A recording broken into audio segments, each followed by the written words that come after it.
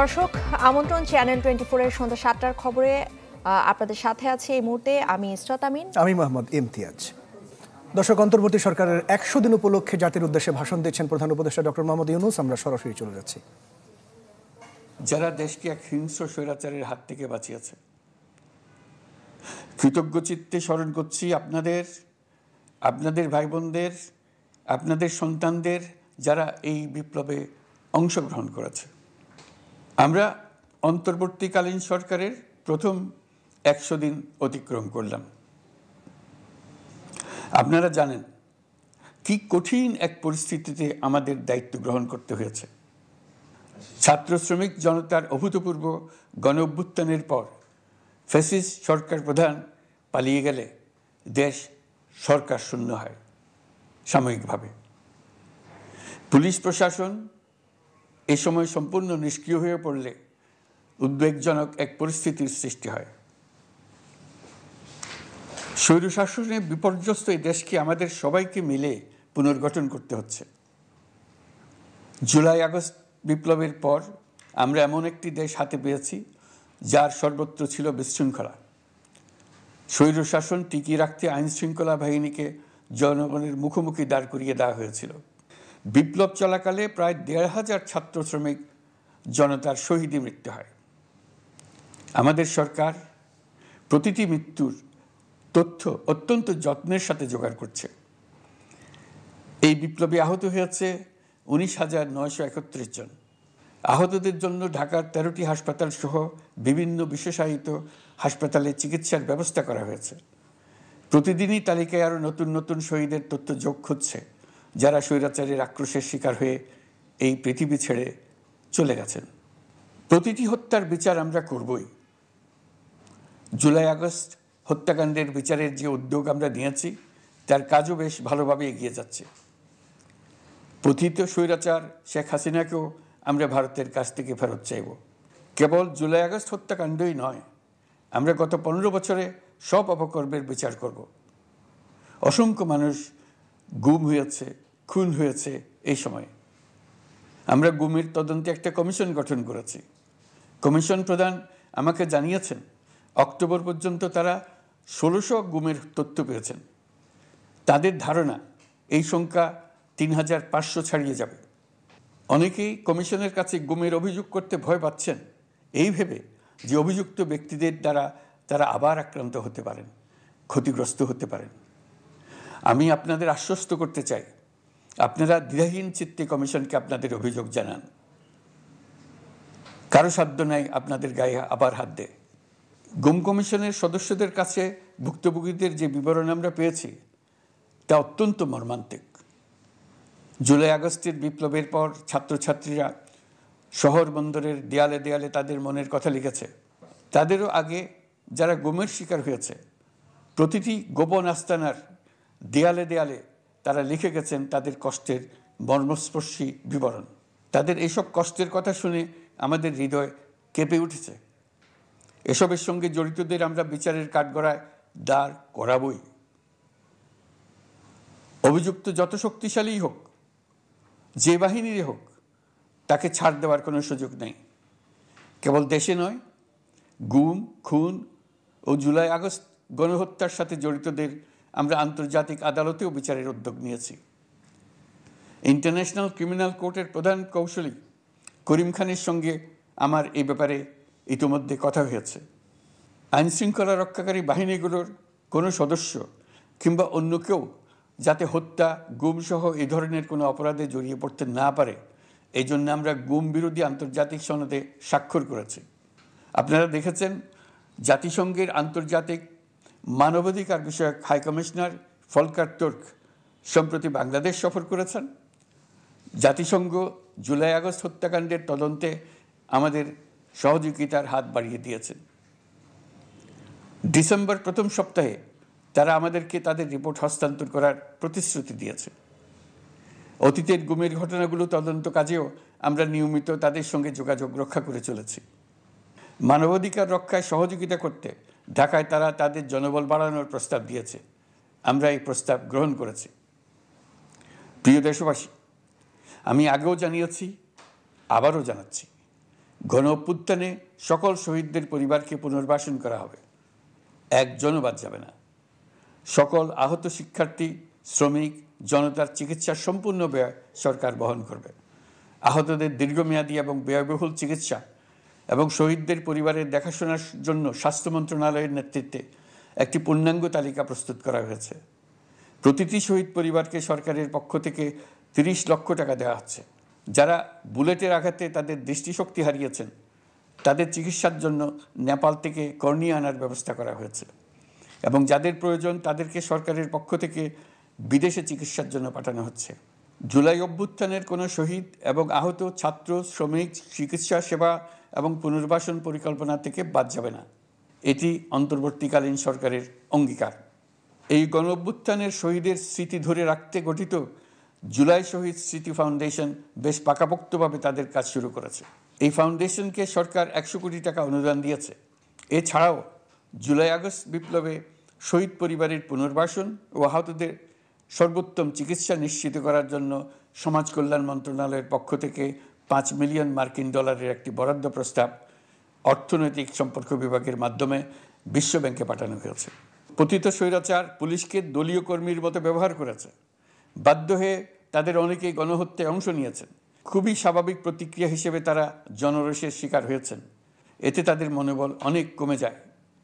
আমরা পুলিশের মনোবল ফিরিয়ে এনে তাদের আবার আইন শৃঙ্খলা রক্ষায় কাজে লাগানোর চেষ্টা করছি। এক্ষেত্রে অনেক দৃশ্যমান উন্নতিও হয়েছে। আইন শৃঙ্খলা রক্ষায় বাংলাদেশ সেনাবাহিনীকেও কিছু নির্বাহী ক্ষমতা দেওয়া হয়েছে, যা পরিস্থিতির দৃশ্যমান উন্নতিতে সহায়তা করেছে। আমি আপনাদের সবাইকে ধন্যবাদ জানাই। কঠিন এই সময়ে আপনারা সবাই অপরিসীম ধৈর্যের পরিচয় দিয়েছেন। ধন্যবাদ জানাই দেশের রাজনৈতিক দলের নেতৃবৃন্দকে। তারা তাদের কর্মীদের শান্ত থাকার আহ্বান জানিয়েছেন। প্রতিশোধ স্পৃহায় লিপ্ত হয়ে কেউ যাতে হানাহানিতে জড়িয়ে না পড়ে সেই আহ্বান জানিয়েছেন। আপনাদের সবাই এই আহ্বানে সাড়া দিয়েছেন। ফেসিবাদী শক্তি ভয় দেখিয়েছিল তারা ক্ষমতা ছাড়লে দেশের লাখ লাখ লোক মারা পড়বে। টানা 7 দিন পুলিশ প্রশাসন সম্পূর্ণ নিষ্ক্রিয় থাকার পরও ব্যাপক আকারে সহিংসতা এড়ানো গেছে। আমরা যখন দায়িত্ব গ্রহণ করি বাংলাদেশ তখন সম্পূর্ণ অরক্ষিত একটা দেশ। এই সময় ধর্মীয় সংখ্যালঘুদের মধ্যে অহেতুক আতঙ্ক ছড়ানোর চেষ্টা করা হয়েছে। কয়েকটি ক্ষেত্রে তারা সহিংসতারও শিকার হয়েছেন। কিন্তু এটা নিয়ে যেসব প্রচারণা হয়েছে তা ছিল সম্পূর্ণ অতিরঞ্জিত। অল্প যে সমস্ত সহিংসতার ঘটনা ঘটেছে তার মূল কারণ ছিল রাজনৈতিক। কিন্তু এইসব ঘটনাকে ধর্মীয় আবরণ দিয়ে বাংলাদেশকে নতুন করে অস্থিতিশীল করে তোলার চেষ্টা করা হয়েছে। আপনাদের সবার সহযোগিতায় আমরা দৃঢ়ভাবে এই পরিস্থিতি সামাল দিয়েছি। আমাদের দায়িত্ব গ্রহণের 2 মাসের মাথায় দেশের দুর্গাপূজা উদযাপিত হয়েছে প্রায় 32,000 পূজা মণ্ডপে।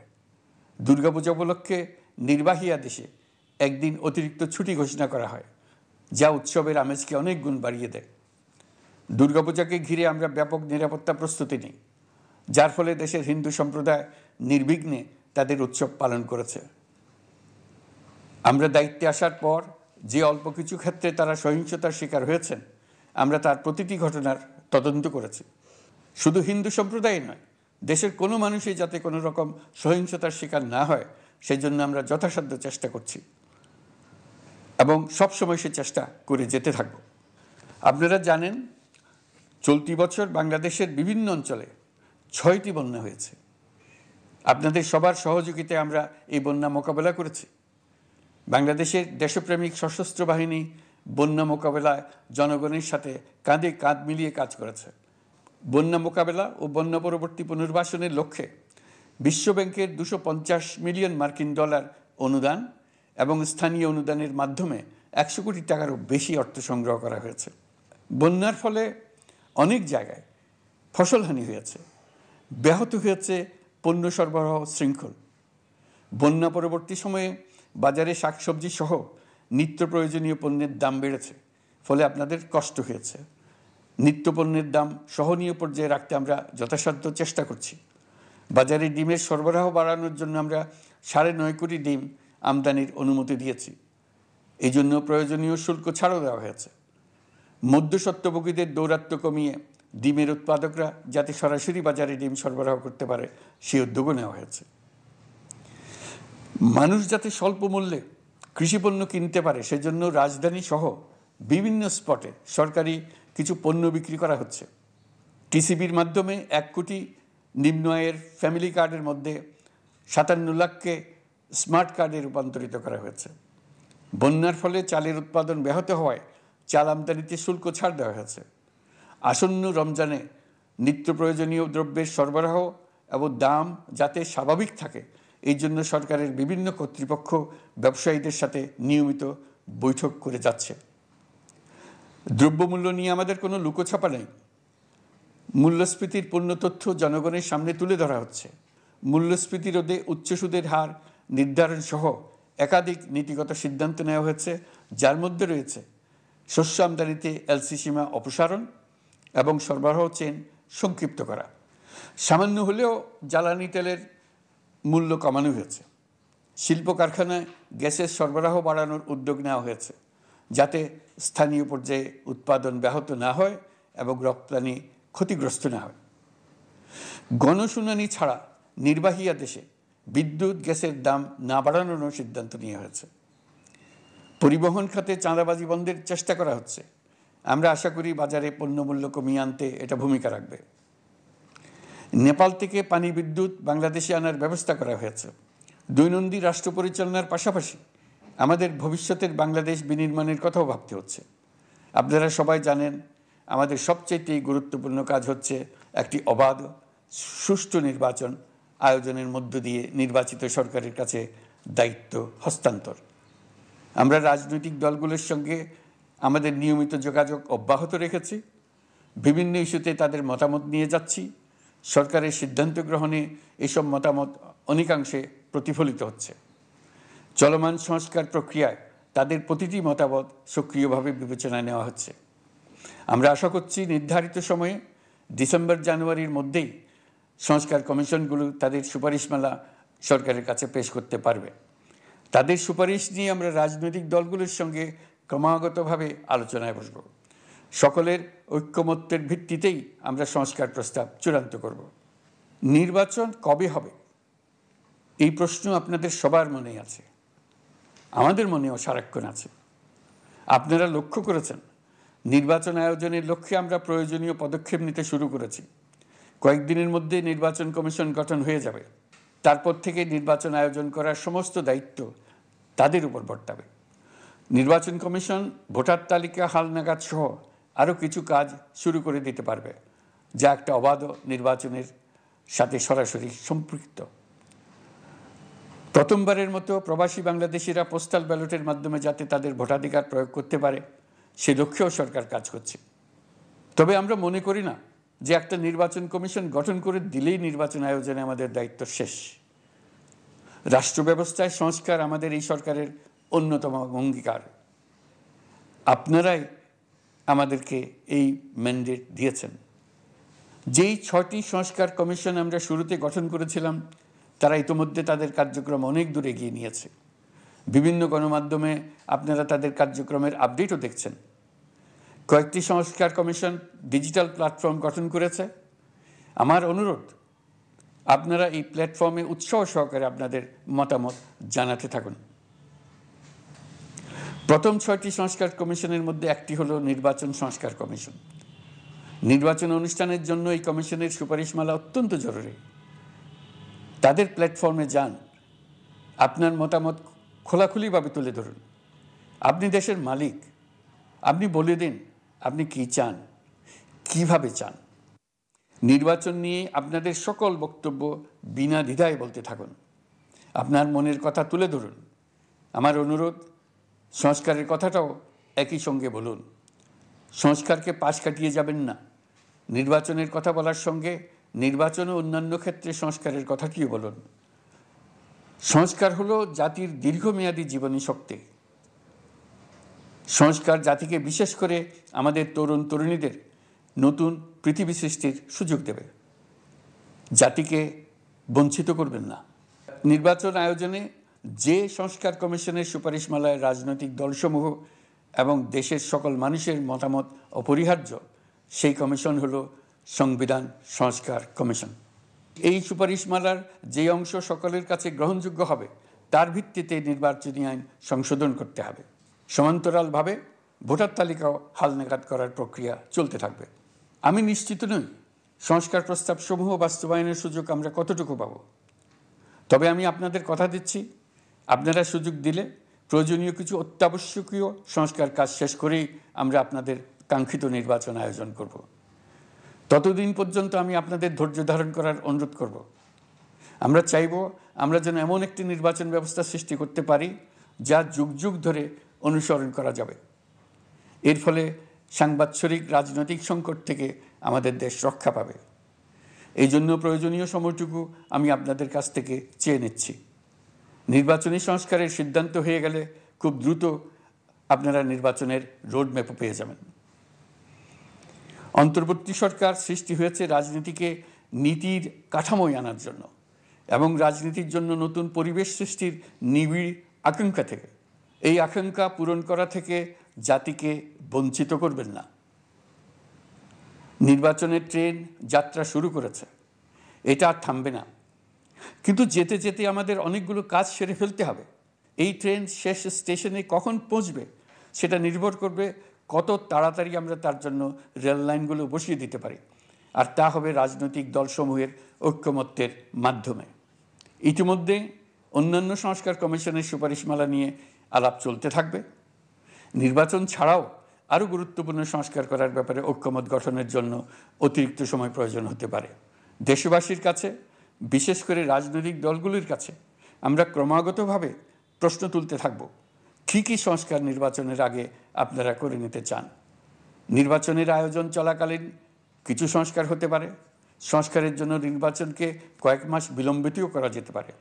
আমরা দুদিন পরে চলে যাব, কিন্তু আমাদের মাধ্যমে জাতির জন্য যে ঐতিহাসিক সুযোগ সৃষ্টি হলো সেই সুযোগটা যেন কোনো রকমই হাতছাড়া করে না দিই, এটার ব্যাপারে দৃঢ় থাকার জন্য আমি দলমত, নারী পুরুষ, ধর্ম, তরুণ, বৃদ্ধ, ছাত্র, ব্যবসায়ী, শ্রমিক, কৃষক নির্বিশেষে সবার কাছে আহ্বান জানাচ্ছি। আশা করি আপনারা আমার এই আবেদন গ্রহণ করবেন। দেশে সংগঠিত অন্যান্য অপরাধের বিচার প্রক্রিয়া ত্বরান্বিত করার জন্য দেশের বিভিন্ন জেলায় সহস্রাধিক প্রসিকিউটর নিয়োগ দেওয়া হয়েছে। হাইকোর্টে ইতোমধ্যে নিয়োগ দেওয়া হয়েছে 23 জন নতুন বিচারক। বিচার বিভাগকে ঘুষ ও দুর্নীতিমুক্ত করার জন্য সম্ভব সব ধরনের চেষ্টাই করা হচ্ছে। বিচারপতিদের নিয়মতান্ত্রিক উপায়ে শাস্তিমূলক ব্যবস্থা গ্রহণের জন্য সুপ্রিম জুডিশিয়াল কাউন্সিল পুনর্বহাল করা হয়েছে। শুধু বিচার বিভাগই নয়, সর্বগ্রাসী দুর্নীতির হাত থেকে দেশের সব খাতকেই রক্ষা করতে আমরা সচেষ্ট হয়েছি। দুর্নীতি দমন কমিশন পুনর্গঠনের কাজ প্রায় শেষ পর্যায়ে। দুর্নীতি ও অর্থ পাচারে অভিযুক্ত প্রভাবশালী 150 ব্যক্তির তালিকা তৈরি এবং 79 জনের বিরুদ্ধে অনুসন্ধান শুরু হয়েছে। 15% হারে আয়কর পরিশোধ করে অপ্রদর্শিত পরিসম্পদ অর্থাৎ কালো টাকা সাদা করার বিধান বাতিল করা হয়েছে। সরকারি কার্যক্রমকে গতিশীল করতে বিভিন্ন পর্যায়ের 19,084 জন কর্মকর্তা কর্মচারীকে পদোন্নতি, 13,429 জনকে বদলি এবং 12,636 জনের বিরুদ্ধে শাস্তিমূলক ব্যবস্থা গ্রহণ করা হয়েছে। সাংবিধানিক প্রতিষ্ঠান পাবলিক সার্ভিস কমিশন পুনর্গঠন করা হয়েছে।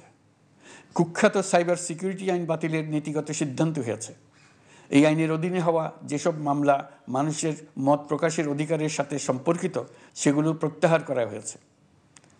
এছাড়াও 133টি আইন বিধিবিধান তৈরি ও সংশোধন করা হয়েছে। 353টি গুরুত্বপূর্ণ নীতি নির্ধারণের সিদ্ধান্ত গ্রহণ করা হয়েছে। ছাত্রছাত্রীদের দাবি মেনে ইতিমধ্যে সরকারি চাকরির বয়সসীমা 32-এ উন্নীত করা হয়েছে। আমরা জানি আমাদের কাছে আপনাদের আরও অনেক দাবি দেওয়া আছে। দীর্ঘদিনের অপশাসন, অত্যাচার, অনাচারের ফলে আপনাদের মনে অনেক ক্ষোভ পঞ্জীভূত হয়েছে। দেশে বাক স্বাধীনতা না থাকায় আমরা কেউ আমাদের মতামত, দাবি দেওয়া প্রকাশ করতে পারিনি। আমরা আপনাদের প্রতিটি দাবির প্রতি সহানুভূতিশীল। আমরা ধৈর্য সহকারে আপনাদের কথা শুনতে চাই, কিন্তু সেজন্য আপনারা সড়ক অবরোধ করে জনদুর্ভোগ সৃষ্টি করলে আমাদের সকলেরই অসুবিধা হয়। আমাদের একান্ত অনুরোধ আপনারা নির্দিষ্ট চ্যানেল মেনটেন করে আপনাদের দাবি দেওয়া পেশ করবেন। আমাদের বৃহৎ রপ্তানি পণ্য গার্মেন্টস শিল্পে গত কিছুদিন ব্যাপক অস্থিরতা বিরাজ করছে। ফ্যাসিস্ট সরকারের সুবিধাভোগী বেশ কিছু গার্মেন্টস মালিক পালিয়ে যাওয়ায় শ্রমিকদের বেতন ভাতা নিয়ে অনিশ্চয়তা তৈরি হয়েছে। অন্য অনেক কারখানাও শ্রমিকদের ন্যায্য বেতন সহ অন্যান্য সুবিধা থেকে বঞ্চিত ছিল।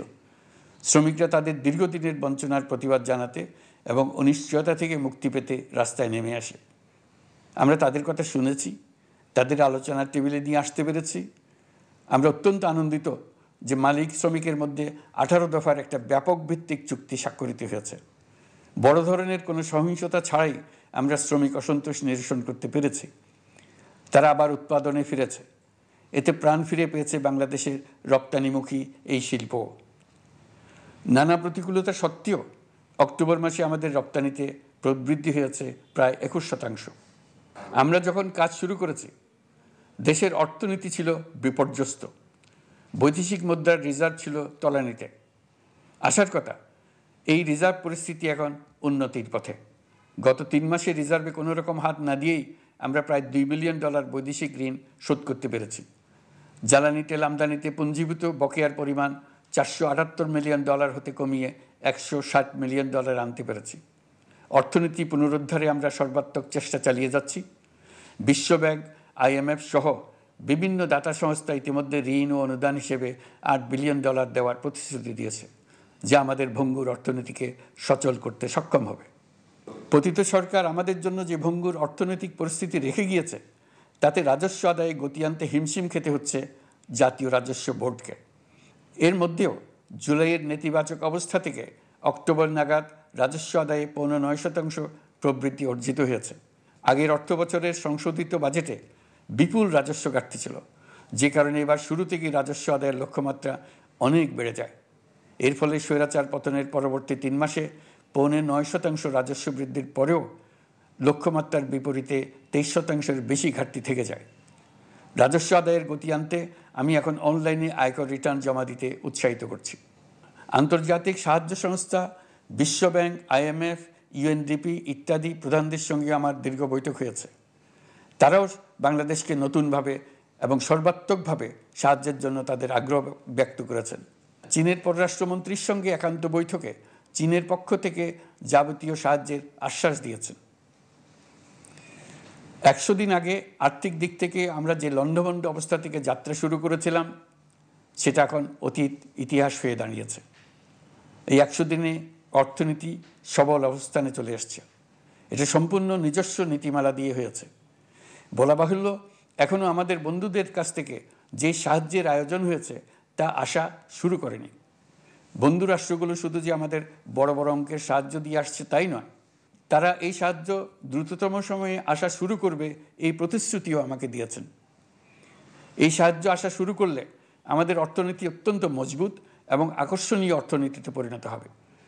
বিদেশি বিনিয়োগকারীরাও নানা রকম বিনিয়োগে উৎসাহিত হয়ে এগিয়ে আসবে। বিনিয়োগকারীদের সঙ্গে এখন থেকে আমরা আলোচনা শুরু করে দিয়েছি। বিশ্বের রাষ্ট্রপুঞ্জের মজলিসে আমরা এখন সম্মানিত এবং প্রশংসিত দেশের অবস্থানে পৌঁছতে পেরেছি। এর কারণে পরাজিত শক্তি নানা কৌশল করেও তাদের দিকে দৃষ্টি আকর্ষণ করতে পারছে না। তারা নানা চেহারা নিয়ে আপনাদের প্রিয়পাত্র হওয়ার চেষ্টা করছে। পরাজিত শক্তির ষড়যন্ত্র থেকে নিজেকে মুক্ত রাখুন, দেশকে মুক্ত রাখুন। এই ব্যাপারে অনড় থাকুন। এমন কিছু করবেন না যা তাদেরকে উৎসাহিত করতে সাহায্য করে। তাদেরকে সকল দিক থেকে নিরাশ করুন। সেটা নিশ্চিত করতে পারলে আমাদের আর কোনো বিষয়ে সংশয় করার প্রয়োজন নেই। সরকারের পক্ষ থেকে আমি নিশ্চয়তা দিচ্ছি, সকল প্রকার সীমাবদ্ধতা সত্ত্বেও আমরা আপনাদেরকে একটা মজবুত অর্থনীতি দিয়ে যাব। ভবিষ্যতে চলার পথকে সহজগম্য করে যাব। নাগরিক অধিকারসমূহ নিশ্চিত করে যাব। বিপক্ষ শক্তি যত শক্তিশালী হোক, নাশকতার যত রকম উদ্ভট পরিকল্পনাই করুক, সব কিছু নস্যাৎ করার জন্য প্রস্তুত থাকুন।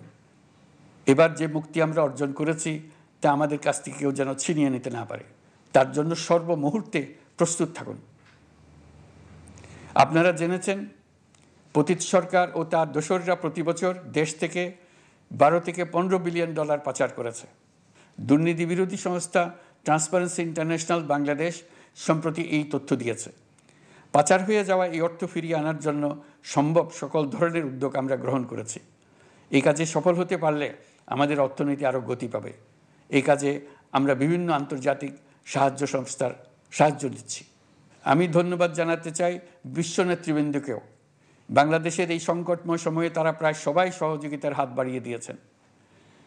আমি যখন সেপ্টেম্বরে জাতিসংঘের সাধারণ পরিষদের অধিবেশনে যোগ দিই, সে সময় মার্কিন যুক্তরাষ্ট্র, European Union, Canada, Italy, Holland, জাতিসংঘের মহাসচিব সহ বিশ্বের অনেক দেশের সরকার প্রধানের সঙ্গে আমার বৈঠক করার সুযোগ হয়। তারা স্বতঃস্ফূর্তভাবে আমাদের প্রতি সর্বাত্মক সহযোগিতা প্রদানের অঙ্গীকার ব্যক্ত করেছেন। নেপাল, মালদ্বীপ, পাকিস্তান সহ প্রতিবেশী বেশ কয়েকটি দেশের সরকার প্রধানের সঙ্গে আমার বৈঠক হয়েছে, যেখানে আমি সার্ককে পুনর্জীবিত করার কথা বলেছি। দেশে ফিরে আসার পর এসব দেশের রাষ্ট্রদূতগণ যারা ঢাকায় আছেন স্বতঃপ্রবৃত্ত হয়ে আমার সঙ্গে দেখা করে তাদের সরকার প্রধানদের অঙ্গীকার পুনর্ব্যক্ত করে গেছেন। তারা সম্পূর্ণ নতুনভাবে আমাদের জন্য সহায়তার নতুন ছক তৈরি করার কাজ শুরু করেছেন। যেসব রাষ্ট্রদূত দিল্লিতে অফিস করেন তারা দিল্লি থেকে এসে দেখা করে গেছেন। ইউরোপিয়ান ইউনিয়নের 20 দেশের 20 জন রাষ্ট্রদূত দিল্লিতে থাকেন, 7 দেশের 7 রাষ্ট্রদূত ঢাকায় আছেন। দিল্লি থেকে একসঙ্গে 20 জন রাষ্ট্রদূত সহ মোট 27 রাষ্ট্রদূত সমবেতভাবে আমার সঙ্গে বৈঠক করার জন্য আগামী কয়েকদিনের মধ্যে ঢাকায় আসছেন। আগে কখনো ইউরোপিয়ান ইউনিয়নের 27 জন রাষ্ট্রদূত একত্র হয়ে সরকারের সঙ্গে আলোচনায় বসেনি। দিল্লি থেকে এই বিশাল সংখ্যক রাষ্ট্রদূত একসঙ্গে বৈঠক করার জন্য কোনোদিন আসেনি। এবার এই কাজটি করার পেছনে আছে ইউরোপিয়ান ইউনিয়নের সমর্থন প্রকাশ করা এবং অর্থনৈতিক ক্ষেত্রে উচ্চ পর্যায়ের সহযোগিতা গড়ে তোলা। ইতিমধ্যে আমার সঙ্গে দেখা করেছেন সৌদি আরব, সংযুক্ত আরব আমিরাত, ব্রাজিল, তুরস্ক, রাশিয়া, ফিনল্যান্ড, সিঙ্গাপুর, লিবিয়া সহ অনেক দেশের রাষ্ট্রদূত। দ্বিপাক্ষিক নানা সহযোগিতা সহ বাণিজ্য বিনিয়োগ বৃদ্ধির আশ্বাস তারা দিয়েছেন। আমরা প্রবাসী বাংলাদেশিদেরও বেসরকারি খাতে বিনিয়োগ করার জন্য আহ্বান জানাচ্ছি। বাংলাদেশের অর্থনৈতিক উন্নয়নে তরুণদের কর্মসংস্থানের মূলে রয়েছে বেসরকারি খাত। আমাদের বিনিয়োগ বোর্ডের নির্বাহী চেয়ারম্যান 2 শতাধিক বেসরকারি প্রতিষ্ঠানের প্রধান নির্বাহী, উদ্যোক্তা ও বিনিয়োগকারীর সঙ্গে পৃথক পৃথকভাবে বৈঠক করেছেন। নীতির ধারাবাহিকতার অভাব, সরকারি বেসরকারি পর্যায়ে মত বিনিময়ের অভাব, সরকারি অফিসের জটিল প্রক্রিয়া এবং সর্বোপরি দুর্নীতি বিদ্যমান বিনিয়োগকারীদের সমস্যায় ফেলেছে। বিনিয়োগকারীদের উদ্বেগ নিরসনে আমরা অনেকগুলো কাজ করেছি। ইতিমধ্যে সত্যিকারের ওয়ান স্টপ সার্ভিস চালু হয়েছে। বিনিয়োগ সংক্রান্ত চ্যালেঞ্জ সমাধানে আন্তঃমন্ত্রণালয় কমিটি গঠন করা হয়েছে। বেসরকারি খাতের উপদেষ্টা কাউন্সিল ও ডিজিটালাইজেশনের মাধ্যমে সরকারি অফিসে না এসে প্রয়োজনীয় কর্মসম্পাদনের পদক্ষেপ নেওয়া হয়েছে।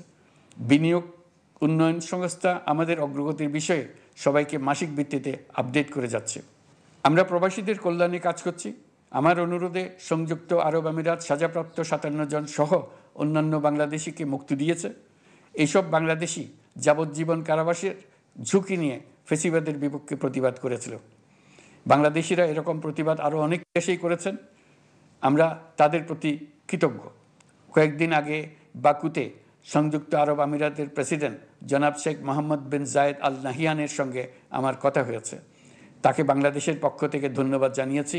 তিনি বলেছেন বাংলাদেশের জন্য যে কোনো সাহায্য লাগলে আমি যেন তাকে জানাই। প্রবাসীদের কল্যাণে আমাদের সরকার সম্ভব সব ধরনের উদ্যোগ গ্রহণ করে যাচ্ছে। আপনারা জানেন মালয়েশিয়ার প্রধানমন্ত্রী আনোয়ার ইব্রাহিম সম্প্রতি বাংলাদেশ সফর করেছেন। 18,000 বাংলাদেশি যারা সব ধরনের আনুষ্ঠানিকতা মেনে চলার পরেও স্বৈরাচারী সরকারের অব্যবস্থাপনার জন্য মালয়েশিয়া যেতে পারেন নাই, তিনি তাদের জন্য মালয়েশিয়ার দ্বার আবার উন্মুক্ত করার আশ্বাস দিয়েছেন। এই লক্ষ্যে আমরা কাজও শুরু করেছি। আপনারা জেনে থাকবেন মালয়েশিয়া আগামী বছর দক্ষিণ পূর্ব এশিয়ার আঞ্চলিক সহযোগিতা সংস্থা আসিয়ানের চেয়ারম্যানের দায়িত্ব নিতে যাচ্ছে। আমরা ইতিমধ্যে আসিয়ানের সদস্যপদের জন্য আবেদন করেছি। মালয়েশিয়ার প্রধানমন্ত্রী আমাদের আবেদন সক্রিয়ভাবে বিবেচনার আশ্বাস দিয়েছেন। একই ধরনের আশ্বাস আমরা পেয়েছি ইন্দোনেশিয়া থেকেও। ইন্দোনেশিয়ার পক্ষ থেকে সে দেশে রাষ্ট্রীয় সফরে যাওয়ার জন্য আমাকে অনুরোধ করেছে। সৌদি আরব সহ বিশ্বের আরও অনেক দেশ আমাদের সঙ্গে সহযোগিতা বৃদ্ধির প্রস্তাব দিয়েছে। প্রথমবারের মতো ওআইসি সদর দপ্তরে আমরা স্থায়ীভাবে রাষ্ট্রদূত নিয়োগ দিয়েছি। তুরস্কের রাষ্ট্রপতি রিসেপ তাইয়েপ এরদোগানের সাথে আগে আমার টেলিফোনে আলাপ হয়েছে। এবার COP29 সম্মেলনে গিয়ে তিনিও তার স্ত্রীর সঙ্গে অত্যন্ত অন্তরঙ্গ পরিবেশে আলোচনা হয়েছে। বাংলাদেশের প্রতি তার বিশেষ সমর্থনের কথা তিনি বারবার প্রকাশ করেছেন। তুরস্কের একটি বাণিজ্য প্রতিনিধি দল ইতিমধ্যে বাংলাদেশ সফর করেছে। তুরস্ক এদেশের সঙ্গে অর্থনৈতিক সম্পর্ক উন্নয়নের জন্য টার্কিশ ইনভেস্টমেন্ট অথরিটি বা টিকা একটি অফিস ঢাকায় স্থাপনের জন্য ঘোষণা দিয়েছে। এর মাধ্যমে তুরস্কের বিনিয়োগ ও বাণিজ্য বৃদ্ধির উদ্যোগ নেওয়া হবে। এ উদ্দেশ্যে চলতি মাসে একটি উচ্চ ক্ষমতা সম্পন্ন দল তুরস্ক থেকে বাংলাদেশে আসছেন। প্রিয় দেশবাসী, নতুন হজ প্যাকেজ ঘোষণা করা হয়েছে। তাতে হজের ব্যয় 1 লাখ টাকারও বেশি কমিয়ে আনা হয়েছে। পাশাপাশি আমরা এই সিদ্ধান্ত গ্রহণ করেছি, এই বছর সরকারি খরচে কাউকে হজে পাঠানো হবে না। আমরা নতুন বাংলাদেশকে একটা পরিবেশ বান্ধব এবং জীব বৈচিত্র্যময় দেশ হিসেবে গড়ে তোলার উদ্যোগ নিয়েছি। এটি তরুণদের আকাঙ্ক্ষা, আমাদের সবারই আকাঙ্ক্ষা। সেই লক্ষ্যে আমি প্রথমেই একটি ক্ষুদ্র পদক্ষেপ নিয়েছি। সমগ্র সচিবালয়ে প্লাস্টিকের পানির বোতল ব্যবহার নিষিদ্ধ করেছি। ইতিমধ্যে সুপার শপগুলোতে পলিথিনের শপিং ব্যাগ ব্যবহার বন্ধ করার উদ্যোগ নেওয়া হয়েছে। গত কয়েক দশকে যে পরিমাণ নদী দূষণ হয়েছে, আমরা তা বন্ধ করার উদ্যোগ নিয়েছি। আপনারা সবাই অবগত আছেন, জলবায়ু পরিবর্তন আমাদের জীবনযাত্রার জন্য কীরকম হুমকি হয়ে আসছে। গত 1 বছরে বাংলাদেশ প্রায় 15টি প্রাকৃতিক দুর্যোগের শিকার হয়েছে। মানুষের সৃষ্ট নানাবিধ দুর্যোগের পাশাপাশি এসব প্রাকৃতিক দুর্যোগের বিপক্ষেও আমাদের লড়তে হচ্ছে। আজারবাইজানে জলবায়ু সম্মেলনে বিশ্ব নেতৃবৃন্দকে আমি আমার উদ্যোগের কথা জানিয়েছি। সেখানে জাতিসংঘের মহাসচিব, ইউরোপ, এশিয়া, আফ্রিকার অনেক সরকার প্রধানের সঙ্গে আমার দেখা হয়েছে। যতটুকু আলাপ আলোচনা সম্ভব হয়েছে, আমি সবার কাছে জলবায়ুর প্রতিকূল প্রভাব মোকাবেলা সহ গণতান্ত্রিক উত্তরণের পথে বাংলাদেশের অগ্রযাত্রায় সহযোগিতা চেয়েছি। তারা সবাই সহযোগিতার অঙ্গীকার করেছেন। গত 100 দিনে আমরা অনেক কল্যাণমূলক কাজ করেছি, যা এখানে স্বল্প পরিসরে বর্ণনা করা সম্ভব নয়। আমাদের সরকার স্বচ্ছতা ও জবাবদিহিতায় বিশ্বাসী। তাই আমি সরকারের সকল মন্ত্রণালয়কে নির্দেশ দিয়েছি তাদের নিজ নিজ কাজের বিস্তারিত বিবরণ নিজেদের ওয়েবসাইট ও সামাজিক যোগাযোগ মাধ্যমে প্রকাশ করার জন্য। আমি আমার দপ্তরকেও বলেছি সরকারের সব কাজের বিবরণ যাতে জনগণ জানতে পারে, এই জন্য যেন প্রয়োজনীয় পদক্ষেপ নেওয়া হয়। এই সরকারকে ব্যর্থ করার জন্য, অকার্যকর করার জন্য বিশাল অর্থে বিশ্বব্যাপী এবং দেশের প্রতিটি স্থানে, প্রতিটি প্রতিষ্ঠানে এক মহাপরিকল্পনা প্রতি মুহূর্তে কার্যকর রয়েছে। তাদের একটি বড় প্রচেষ্টা হচ্ছে আমাদের মধ্যে বিভেদ সৃষ্টি করা। পতিত সরকারের নেতৃবৃন্দ যারা এদেশ থেকে বিপুল পরিমাণ অর্থ পাচার করে নিয়ে গেছে, সেই অর্থে বলীয়ান হয়ে তারা দেশে ফিরে আসার জন্য চেষ্টা করে যাচ্ছে। তাদেরকে কিছুতেই সফল হতে দেবেন না। তারা সফল হওয়া মানে জাতির মৃত্যু, জাতি হিসেবে আমাদের অবসান। সাবধান থাকুন।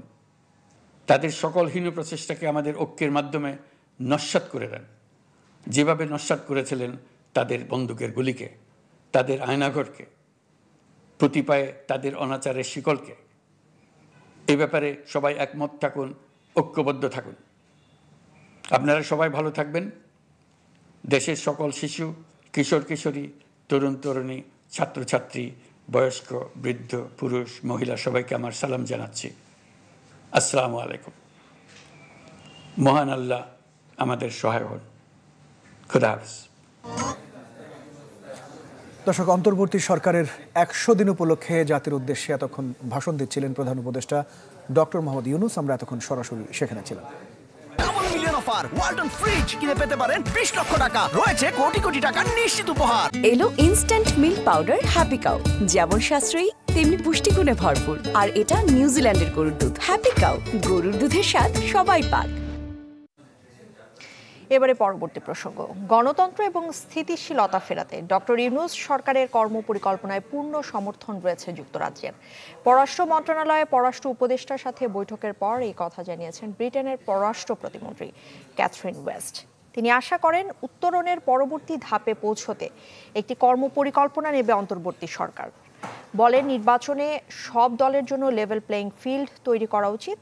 আরও জানিয়েছেন রোহিঙ্গা জনগোষ্ঠীর জন্য 10 মিলিয়ন পাউন্ড সহায়তা দেবে ব্রিটেন। বৈঠকে অর্থনীতি, নিরাপত্তা, জলবায়ু পরিবর্তন এবং আবাসন নিয়েও আলোচনা হয়েছে।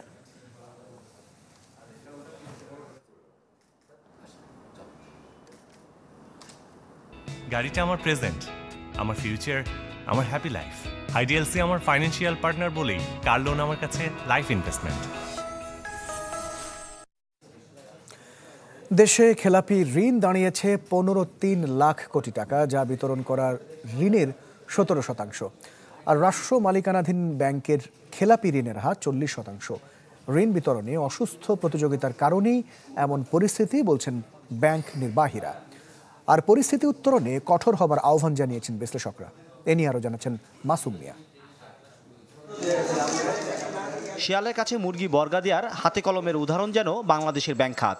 মানুষের আমানত লুটেপুটে খেয়ে যতটা দানবীয় হওয়া যায় তার 16 কলাই যে পূরণ করে গেছে পতিত হাসিনা সরকার। সময় গড়ার সাথে সাথে সেই পচনের ক্ষতচিহ্ন স্পষ্ট হতে শুরু করেছে। বাংলাদেশ ব্যাংকের তথ্য বলছে, সেপ্টেম্বর শেষে দেশের ব্যাংক খাতের খেলাপি ঋণ দাঁড়িয়েছে 2,85,000 কোটি টাকা। গেল 3 মাসে যা বেড়েছে অন্তত 1.5 লাখ কোটি। খেলাপি ঋণের সবচেয়ে খারাপ অবস্থা রাষ্ট্রীয় মালিকানাধীন ব্যাংকগুলো। এই ব্যাংকগুলোর বিতরণ করা ঋণের 40%ই এখন খেলাপি, আর বিতরণ করা ঋণের 12% খেলাপি বেসরকারি বাণিজ্যিক ব্যাংকগুলোর। বিশেষায়িত ব্যাংকে 13 আর বিদেশি ব্যাংকে এই হার 5%। কেন্দ্রীয় ব্যাংকের ভুল নীতি আর ঋণ বিতরণে ব্যাংকগুলোর অসুস্থ প্রতিযোগিতা খেলাপি ঋণের এই উলম্ফন বলে মনে করছেন ব্যাংক নির্বাহীরা। ডেফারেল দিয়ে লোনের মেয়াদ বেড়েছে, টাকা তো আদায় হয়নি এবং তাদেরকে বিভিন্ন সময় বাড়িয়ে এতদিন পর্যন্ত ক্লাসিফিকেশন হবে না, এরপর এতদিন পর্যন্ত ক্লাসিফিকেশন হবে না। সর্বশেষ ডিসেম্বর 2022 পর্যন্ত ছিল এই এক্সটেনশনটা। ওইটা যখন এট এ টাইম রিপেমেন্টের চাপ শুরু হয়ে গেল, এটা অনেক ক্লায়েন্টের পক্ষে সম্ভব হয়নি। ক্লাসিফাইড লোন যেটা শ্রেণীকৃত হয়ে গেছে, আদায় অযোগ্য হয়ে গেছে, সেগুলোকে নার্সিং করে আমাকে একটা সুষ্ঠু ধারার ব্যাংকে ফিরিয়ে আনার জন্যে এগুলো অবশ্যই আমাকে ওর থেকে বেরিয়ে আসতে হবে।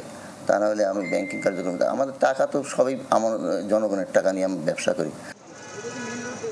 তবে প্রকৃত খেলাপি ঋণ এর চেয়েও বেশি বলে মনে করেন বিআইবিএম এর এই মহাপরিচালক। একই সাথে এই চিত্র ব্যাংক খাতের জন্য অশনি সংকেত বলে মন্তব্য তার। যে খেলাপি দেখানো হচ্ছে 10-11, আসলে তো খেলাপি ঋণ অনেক বেশি। এগুলো তো হাইড করে রাখা হইতো, আন্ডার দ্য কার্পেট রেখে দিত, এটা বলতো না, ডিক্লেয়ার করতো না।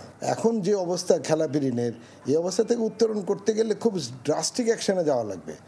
আর আমার মনে হয় যে এখনকার যে রেজিম, বাংলাদেশ ব্যাংকের যে এখন যে পরিচালনা যারা আছেন, তারা খুব সহজে ছাড় দিবে এগুলোকে আমার মনে হয় না। সেপ্টেম্বর শেষে দেশে ব্যাংক খাতের মাধ্যমে বিতরণ করা ঋণের পরিমাণ ছিল 16,82,000 কোটি টাকা। মাসুম মিয়া, চ্যানেল 24, ঢাকা।